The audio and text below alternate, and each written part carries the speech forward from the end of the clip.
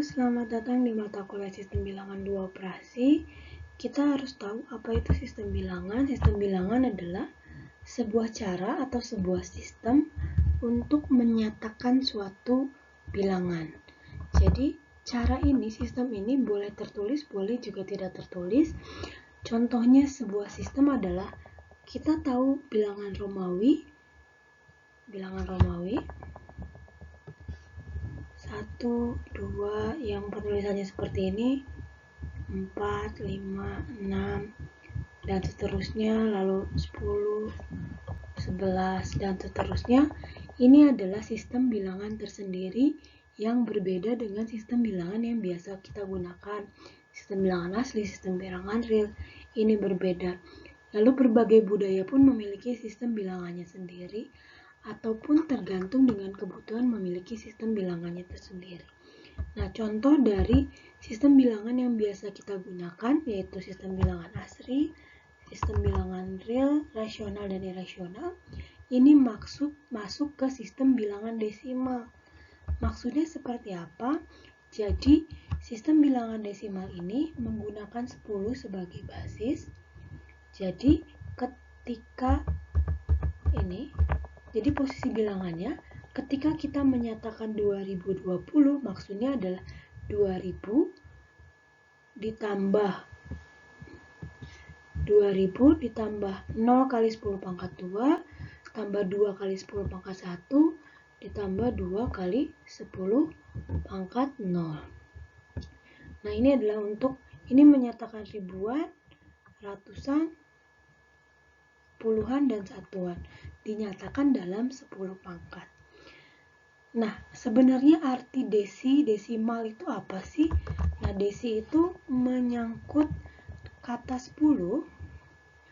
Kalau misalkan kita pernah dengar kata Desember itu sebenarnya ada bulan ke-10, tetapi dalam sekarang kita menyebut Desember sebagai bulan ke-12. Mengapa demikian? Karena pada zaman dahulu, ketika zamannya Julius Caesar, bulan itu mulainya dari bulan Maret. Sehingga Desember ini adalah bulan ke-10. Dan Oktober kan okta itu 8 ya. Itu adalah bulan ke-8. Namun karena sesuatu, Julius Caesar mengganti bulan Januari menjadi bulan pertama dalam setiap tahunnya, padahal dulu awalnya adalah bulan September. Jadi Desember ini adalah dulu padahal awalnya adalah bulan Maret. Desember ini adalah bulan ke-10. Terus kalau kita kenal kata dasawarsa, dia juga maksudnya 10. Kalau kita kenal desimeter, nah ini maksudnya adalah 1/10. Jadi 1/10 daripada meter. Jadi kalau 5 desimeter maksudnya adalah 0,5. Lalu selanjutnya, ketika kita menyatakan suatu bilangan desimal 1,23, itu maksudnya adalah 1 kali 10 pangkat 0 dalam satuannya, lalu masuk ke komanya 2 kali 10 pangkat min 1 ditambah 3 kali 10 pangkat min 2. Jadi si posisi-posisi ini ditentukan berdasarkan koefisien dari perpangkatan 10 di depannya. Nah, ini yang disebut sebagai basis. Nanti ada basis 2, basis 3, dan seterusnya. Nanti juga ada basis negatif, ada basis bilangan kompleks yang ditentukan dari perkalian ini 10 pangkat, tergantung basisnya ya. Nanti kita ambil koefisiennya saja. Nah, untuk pecahan 1/3, ini adalah kalau kita jadikan desimal 0,3333 tidak berhenti, lambangnya. Nah, dia bisa dinyatakan dalam seperti ini. Deret dari n sama dengan 1 sampai hingga 3 kali 10 pangkat min n. Jadi, min 1, min 2, dan seterusnya. Nah, lalu apakah sistem desimal ini satu-satunya cara untuk menyatakan bilangan? Tentu saja tidak, karena kita tadi sudah menyebutkan tentang sistem bilangan Romawi di atas. Walaupun sistem desimal ini sangat populer sekali digunakan khususnya dalam masyarakat, baik dalam kehidupan sehari-hari, dalam pecahan uang kita saja menggunakan sistem desimal. Lalu selanjutnya kita akan mempelajari sistem-sistem lain selain desimal dan apa kegunaannya dalam kehidupan kita.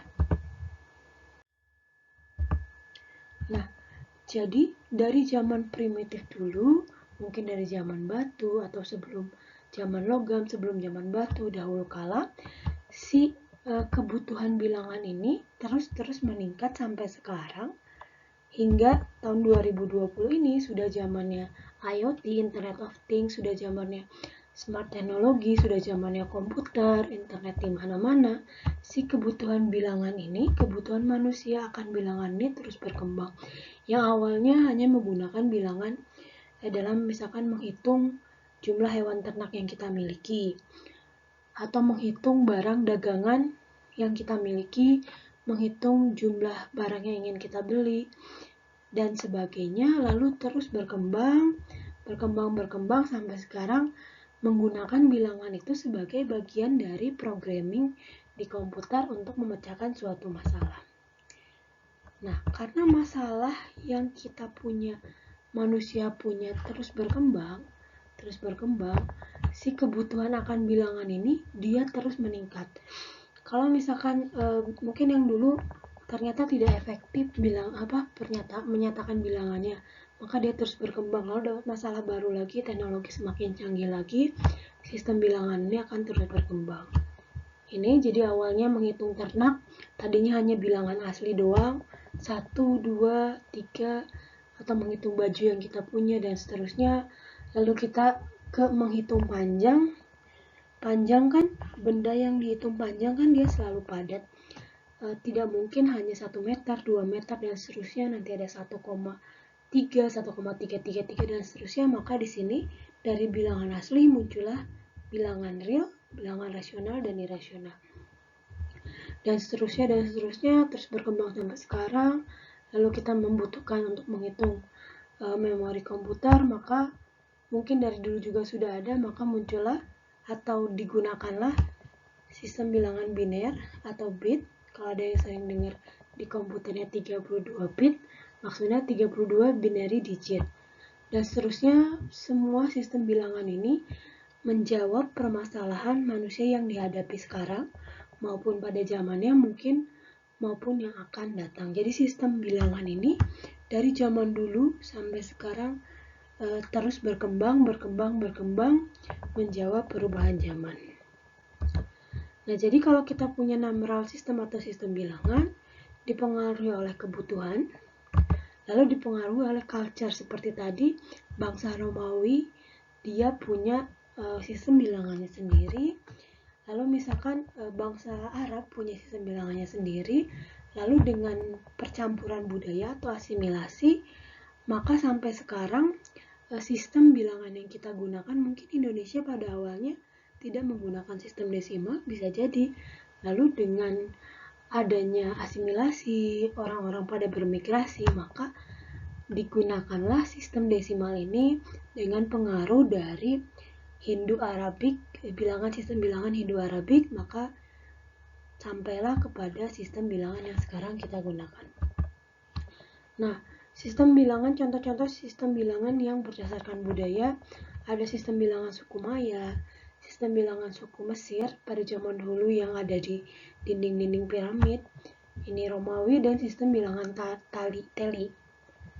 Nanti teli ini akan dijelaskan secara khusus di sistem bilangan UNER atau basis 1. Nah, tergantung kebutuhan, maksudnya seperti apa, kita butuhnya berdasarkan basis berapa, mengapa demikian. Lalu kita butuhnya sistem bilangan basis yang bijektif atau tidak. Nah, nanti ada khusus lagi, ada sistem bilangan bijektif basis 1, bijektif basis 2, dan seterusnya. Lalu kita membutuhkan untuk pemrograman apa, untuk melakukan apa, maka muncullah sistem bilangan baru, dan seterusnya.